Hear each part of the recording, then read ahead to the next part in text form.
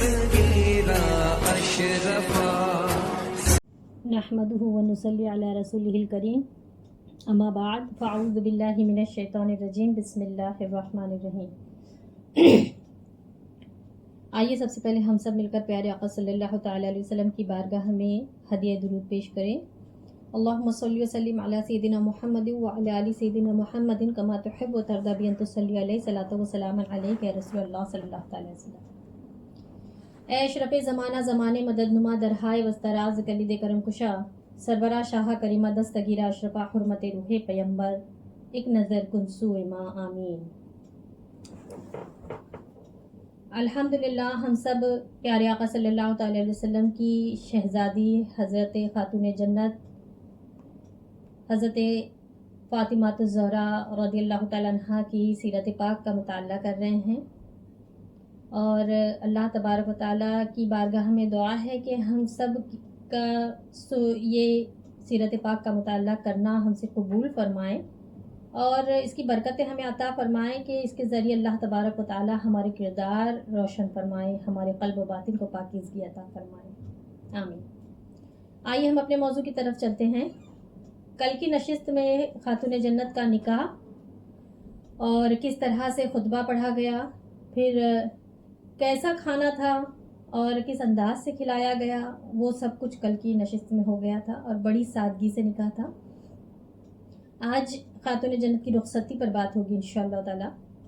लेकिन देखिए, कल की जो नशिस्त थी जिसमें मैंने कहा था कि कुछ बातें इंशाअल्लाह ताला हम आइंदा करेंगे, तो उसमें बहुत सारी चीज़ें जो हमारे लिए इस्लाह, हमारे माहौल में इस्लाह की जो ज़रूरत है, वो उन चीज़ों को देखिए हमें नज़रअंदाज नहीं करना चाहिए कि सिर्फ जो है तो सरसरी मुताला करते हुए आगे बढ़ गए तो फिर और अमल में ना लाए तो फिर इसका फ़ायदा ही क्या होगा, बताइए। बेशक इसके सुनने की बरकतें ज़रूर हमें हासिल होगी इंशाअल्लाह ताला, लेकिन हमें इसे अमल में लाना है ना। अब जहाँ पर जहेज़ की बात आती है, देखिए आका अलैहिस्सलाम जो सहाबा को और कई ज़रूरतमंदों के जो काम आ रहे हैं, कईयों को क्या कुछ दे रहे हैं, कितना कुछ अता फरमा रहे हैं, अपनी बेटी को क्या नहीं दे सकते थे। आका अलैहिस्सलाम के इख्तियार में अल्लाह तबारक व तआला ने क्या कुछ नहीं दे रखा है, सारे इख्तियारात आपको दिए हैं। तो मिट्टी भी आपके कदमों से सोना बन जाती है। तो कितने हीरे जवाहरात, सोना चांदी क्या नहीं दे सकते थे सरकार, लेकिन सादगी से ये जहेज दे रहे हैं, तो इसमें उम्मत के लिए आसानी है कि कहीं कल को किसी गरीब बाप को लोग ये ताना ना दे कि देखो हमारे नबी ने तो अपनी बेटी को शानदार जहेज दिया है और तुम अपनी बेटी को कुछ भी नहीं दे सके। फिर उसमें देखिए जिसकी 4-6 बेटियां हैं वो क्या करता। तो सरकार ने कितनी आसानी अता फरमा दी कि मैं खुद अपनी प्यारी सी शहजादी का निकाह सादगी से कर दूंगा, तो मेरे उम्मत के लोगों के लिए आसानी हो जाएगी। हमारी आसानी के लिए हमारे आका ने इस सादगी से निकाह खातून जन्नत का फरमाया है। तो हम उस सादगी से, हमको सबसे ज़्यादा उस पर अमल करना चाहिए और सबसे ज़्यादा उसका फ़ायदा उठाना चाहिए ना। और हमने दुनियावी रसूमात को मद्देनज़र रखते हुए उन सारी चीज़ों को अहमियत देने की वजह से कई घर में ऐसा हो गया कि जहेज जमा होगा तभी, उसकी रकम जमा होगी तभी बेटी की शादी करेंगे। उस वजह से आधी आधी उम्र ऐसे ही ढल जाती है। कोई जो तो मतलब बुढ़ापे की दहलीज तक पहुंच जाती है, तब तक भी जो तो जहेज की रकम इकट्ठी नहीं हो पाती। फिर कहीं पर जो तो मुकम्मल अच्छे बेहतरीन अंदाज में एकदम शाहाना टाइप का हॉल चाहिए और कई किस्म के खाने चाहिए, वो रकम जमा करने जहेज के लिए नहीं तो फिर शो ऑफ के लिए, है ना। तो हमारे यहाँ मतलब हम लोगों ने कितनी सारी चीज़ों को अहमियत दे रखी है और अभी तो इतने बड़े बड़े खर्च के बाद फिर 1-2 महीना बच्चों की शादी टिकती नहीं, तलाक हो रही है। यहाँ तक कि कई लाख रुपये तो शादी छोड़ दीजिए मंगनी में खर्च कर देते हैं और मंगनी में खर्च करने के बाद वो मंगनियाँ टिक नहीं पाती, मंगनियाँ भी टूट जाती है। बहुत अफसोस की बात है ना। ये सारा कुछ हमने अपने लिए जो है तो मुश्किलात में डाल रखा है अपने आप को। ان ساری چیزوں سے. اگر ہم ان چیزوں سے باہر نکل آئے تو بے شک دیکھیے بہت آسانی ہے ہمارے لیے. دین نے تو بہت آسانی رکھی ہے ہمارے لیے. شریعت میں یہ مشکلات کہیں بھی نہیں ہے. یہ تو ساری ہماری اپنے ہاتھوں سے بنائی ہوئی چیزیں ہیں. اور اس میں نصیحت کی بات یہی ہے نا کہ جو ساری کائنات میں سب سے زیادہ اختیار رکھنے والی ہستی ہے وہ اپنی شہزادی کا نکاح جب اس سادگی والے انداز سے کر سکتے ہیں تو ہم اور آپ مالدار ہے بھی تو ایسے کتنے مالدار ہیں, کہاں تک کتنا پیسہ ہے. تو سوچئے نا کہ یہ اس میں ہمارے لیے بہت زیادہ اصلاح والے پہلو ہے ہمارے ماحول کے لیے, ہمارے کردار کے لیے.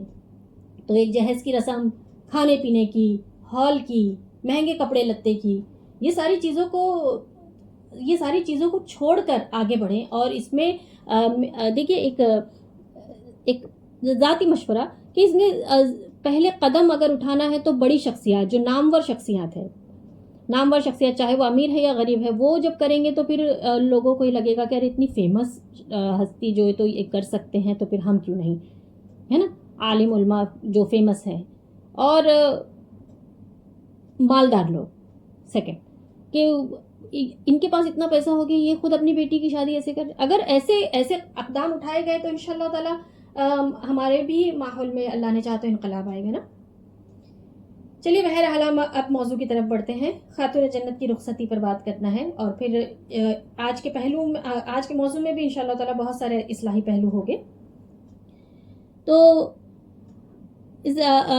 نکاح ہونے کے بعد اور وہ کھانے کا اہتمام کیا گیا, اس کے بعد دیکھیے خاتون جنت کی رخصتی ہوتی ہے. آپ صلی اللہ علیہ وسلم نے حضرت فاطمہ رضی اللہ تعالیٰ عنہ کو حضرت علی رضی اللہ تعالیٰ عنہ کے دونوں کو اپنے پاس بلایا اور حضرت علی کو دائیں, حضرت فاطمہ کو بائیں بٹھا کر سینے سے لگایا اور پھر دونوں کی پیشانی پر آپ نے بوسہ دیا اور حضرت فاطمہ اور حضرت کو جو ہے تو حضرت علی کے سپرد کر دیا اور ارشاد فرمایا, اے علی میں نے کتنی اچھی زوجہ سے آپ کا نکاح کیا ہے نا. پھر ان دونوں کے ساتھ ان کے گھر تک پیدل تشریف بھی لے گیا. دیکھیے رخصتی کتنی پیارے انداز میں ہمارے آقا نے فرمائی ہے. اور پھر ایک روایت میں ایسا بھی آتا ہے کہ رخصتی کے لیے سب ساتھ میں, اور بھی کئی لوگ ساتھ میں گئے, تو ایک چھوٹا سا جیسے جلوس ہوتا ہے نا, تو وہ ایک رخصتی کا ایک جیسے جلوس ہو گیا جس میں حضرت فاطمہ اونٹنی پر سوار تھی اور اونٹنی کے ساربان جو تھے حضرت سلمان فارسی تھے, یعنی جو رسی پکڑ کر جو کھینچتے نا, چلا رہے ہوتے اونٹنی وہ. پھر آقا علیہ السلام کی ازواج مطہرات رضی اللہ تعالیٰ عنہن یہ بھی جلوس میں تھیں اور آگے تھیں. اور آقا علیہ السلام کے خاندان کے کئی لوگ تھے, وہ ننگی تلواریں لیے ہوئے جلوس میں ساتھ میں تھے ایک شان کے ساتھ. اور اس طرح سے حضرت علی کے گھر تک کے جو ہے تو خاتون جنت کو پہنچایا گیا. پھر آقا علیہ السلام نے پہنچانے کے بعد جو ہے تو حضرت اسما بنت امیس فرماتی ہیں کہ آقا علیہ السلام نے ایک قاصد بھیجا اور پیغام دیا کہ جب تک میں نہ آ جاؤں اے علی تم اپنی زوجہ کے پاس نہ جانا. پھر کچھ دیر بعد آقا علیہ السلام گھر پر تشریف لے گئے خاتون جنت کے اور ایک برتن میں پانی طلب فرمایا. پھر اس پر آپ نے جو اللہ تعالیٰ نے چاہا وہ دیکھیے آپ نے اس پر پڑھا اور پھر حضرت علی کے منہ پر اور آپ کے سینے پر وہ پانی چھڑکا.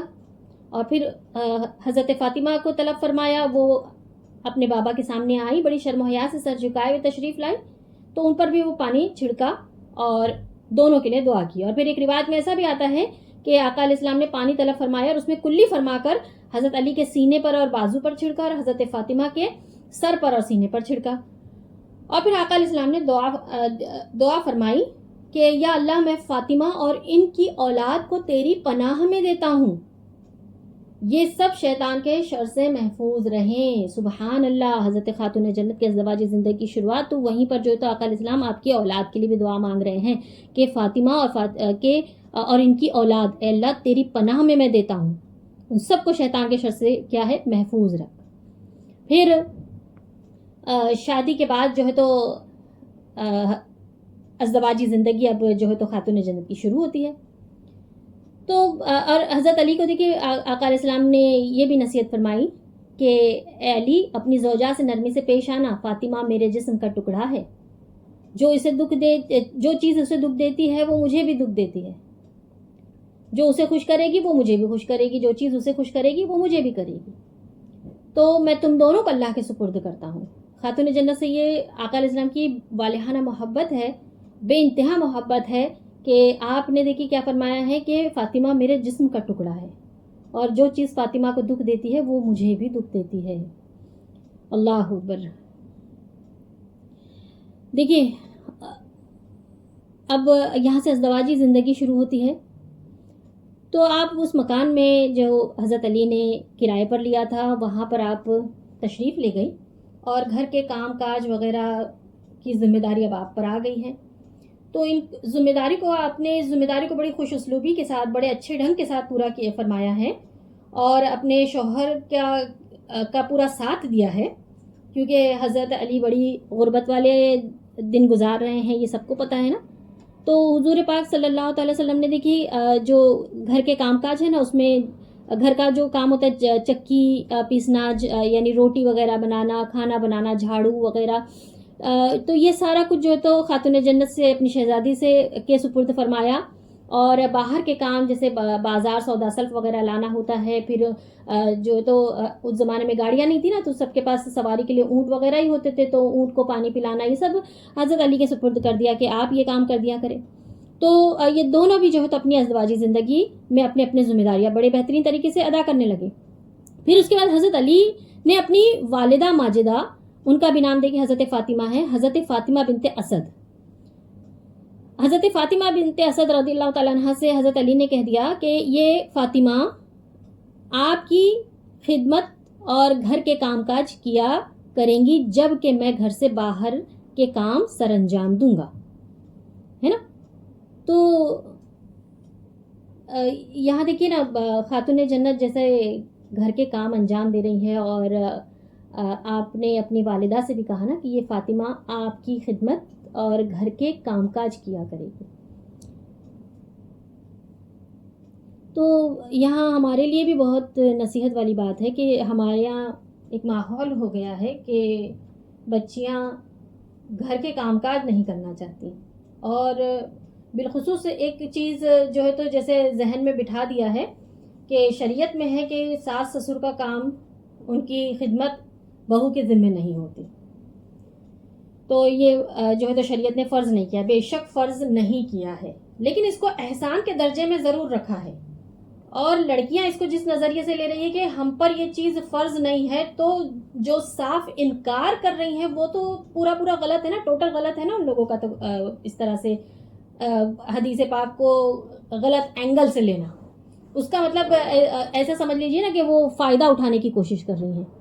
ہمارے ماحول میں یہ ہو رہا ہے سب سے بڑی خرابی, یہ حدیث شریف بتا کر جو تو اپنی ذمہ داری سے پیچھے ہٹنے اور دور ہٹنے کی کوشش کر رہے ہیں کہ ساس سسر کی ذمہ داری ہم پر نہیں آتی, ہم پر فرض نہیں ہے. تو یاد رکھیے جب اتنی شریعت کی پابند ہے اگر وہ لڑکی, تو بالکل صرف اس حدیث پر عمل ہی نہ کرے بلکہ ساری ہی چیزوں میں جو ہے تو شریعت کی پابند رہے نا. باقی اور چیزیں بھی ہیں کہ شوہر اپنی حیثیت کے حساب سے آپ کو لباس پھر آپ کا جو تو باہر جانا, گھومنا پھرنا, ورلڈ ٹور, یہ وہ ایسے ویسے ٹرپ, یہ بھی اس کے ذمے پہ نہیں جاتے. آپ کے مہنگے شرارے گرارے یہ بھی اس کے ذمے پہ نہیں جاتے. پھر یہ ان چیزوں کو بھی ترک کریں جب آپ ان چیزوں, بلکہ کئی جگہ پر تو حیثیت ہے نہیں ہے لیکن کریڈٹ کارڈ پہ پیسہ لے کر جو تو باہر جا رہے ہیں, گھوم رہے ہیں, پھر رہے ہیں, اور شوہر یہ سب خوشی سے کروا رہا ہے اپنی بیوی کی خوشی کے لیے. تو پھر کیوں کروا رہے ہیں؟ شریعت کی پابند ہے جب, تو پھر یہ بھی نہ کروائیں. تو یہ بینیفٹ لینے والا کام نہ کریں, ایڈوانٹیج لینے والا کام یہ اینگل سے کبھی نہ لیں. جب خاتون جنت جیسی شخصیت گھر کے کام کاج کر رہی ہیں تو پھر ہم اور آپ جو ہے تو کیا ہے, سوچے ہی نہیں.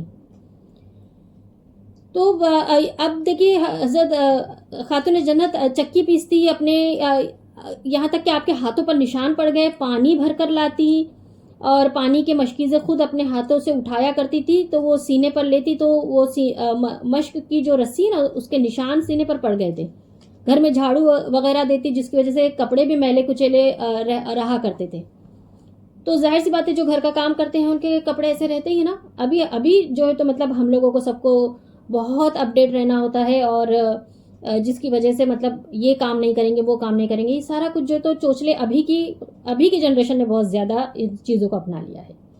اللہ تبارک و تعالی ہمارے حال پر کرم فرمائے. ذمہ داری پوری نہیں کریں گے تو پھر چلے گا کیسے بھائی. اب دیکھیے ایک دن مؤذن رسول حضرت بلال فرماتے ہیں کہ صبح کی نماز کے لیے میں دیر سے پہنچا، تو حضور پاک صلی اللہ علیہ وسلم نے فرمایا کہ تمہیں کس چیز نے روکے رکھا، دیر سے کیوں آئے، باجماعت نماز نہیں پڑھ سکے تھے؟ تو حضرت بلال عرض کرتے ہیں کہ میں خاتون جنت کے مکان کے پاس سے گزر رہا تھا، وہ آٹا پیس رہی تھی اور بچے ان کے پاس، یعنی یہ اور آگے کی بات، یہ رخصتی کے فوراً بعد کی بات نہیں، اور آگے کی بات، جب تک کہ یعنی امام حسن اور امام حسین کی پیدائش ہو گئی ہوں گی اس وقت کی بات، تو بچے ان کے پاس رو رہے تھے، تو میں نے عرض کی کہ اگر آپ چاہیں تو میں آٹا پیس دیتا ہوں، یا پھر آپ چاہیں تو میں بچے سنبھال لیتا ہوں، یعنی ایک کام میرے سپرد کر دیجیے۔ تو انہوں نے فرمایا کہ میں بچوں پر زیادہ شفقت مہربان ہوں، تو لہٰذا انہوں نے بچے سنبھال لیے اور وہ اندر ہو گئی، اور پھر میں جا کر ان کی چکی پیس آیا، لہٰذا مجھے آنے میں دیر ہو گئی، ہے نا۔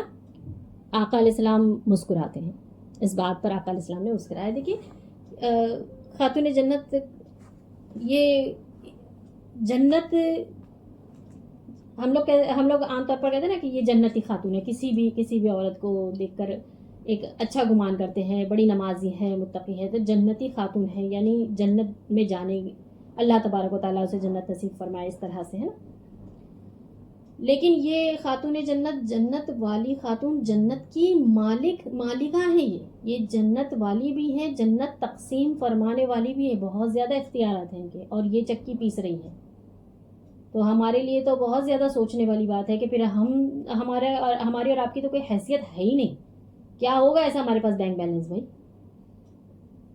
تو اب آگے بڑھتے ہیں۔ حضرت جابر بن عبداللہ رضی اللہ تعالیٰ فرماتے ہیں کہ ایک دن حضور پاک صلی اللہ علیہ وسلم حضرت فاطمہ کے گھر تشریف لے گئے، تو آپ اونٹ کے بالوں سے بنا ہوا موٹا لباس پہنے چکی میں آٹا پیس رہی تھی۔ تو جب نبیوں کے سلطان کی نظر پڑی، لباس ایسا موٹا سا ہے نا، تو نظر پڑی تو آنکھوں سے آقا علیہ السلام کے اشک بہنے لگے۔ تو سرکار دو عالم صلی اللہ علیہ وسلم نے فرمایا کہ دنیا کی تنگی اور سختی پر صبر کرو، دنیا میں جو بھی تنگی آتی ہے، جو بھی سخت حالات آتے ہیں، ان پر کیا کرو؟ صبر کرو، تاکہ جنت کی ابدی نعمتیں حاصل ہو، ہے نا۔ کتنی پیاری حدیث پاک ہے، دیکھیے۔ تو یہاں اب دیکھیے ان لوگوں کے پاس جو یہ لباس کی بات نہیں، بستر بھی دیکھیے، بستر کیسا تھا کہ حضرت علی فرماتے نا کہ جب میری شادی ہوئی تو میرے اور ان کے مینڈے کی کھال کا صرف ایک بچھونا تھا، رات میں اسے اڑ کر سوتے اور دن میں اسے ہی بچھایا دیا کرتے۔ تو میرے پاس خدمت کے لیے حضرت فاطمہ کے سوا اور کوئی تھا بھی نہیں، یعنی کوئی غلام، کوئی کنیز، وہ بھی نہیں تھے۔ تو حضرت علی فرماتے کہ ایک ہی بچھونا تھا، وہ رات میں جو ہے تو مطلب اوڑھ کر سو جایا کرتے تھے، دن میں اس کو بچھا لیا کرتے تھے، اس طرح سے گزارا کرتے تھے۔ اور تکیہ تھا اس میں چمڑے کا تھا، جس میں کھجور کی چھال بھری ہوئی تھی۔ تو حضرت علی نے ایک مرتبہ، یہ سب کو پتہ ہے نا، یہ ایک بڑا مشہور واقعہ ہے کہ حضرت علی نے فرمایا کہ اے فاطمہ، آپ کے بابا جان جو ہے تو کئی غلام کنیز ان کے پاس ہیں، تو وہ بانٹ رہے ہیں، تو ایک خدمتگار اپنے لیے مانگ لو، کچھ مدد مل جائے تاکہ آپ کے کام میں۔ تو آپ حضور پاک صلی اللہ علیہ وسلم کی خدمت میں حاضر ہوئی، لیکن بڑے حیا والا مزاج تھا، واپس چلی آئیں۔ آقا علیہ السلام بعد میں دریافت کرتے ہیں کہ اے فاطمہ کیوں آئی تھی؟ تو حضرت علی نے بتلایا کہ وہ ایک غلام یا کنیز کے لیے آئی تھی کہ آپ اگر وہ عطا فرما دیتے تو کام کاج میں مدد ہو جاتی۔ تو آقا علیہ السلام نے دیکھیے کیا فرمایا، پیارے آقا صلی اللہ علیہ وسلم نے تسبیح عطا فرمائی۔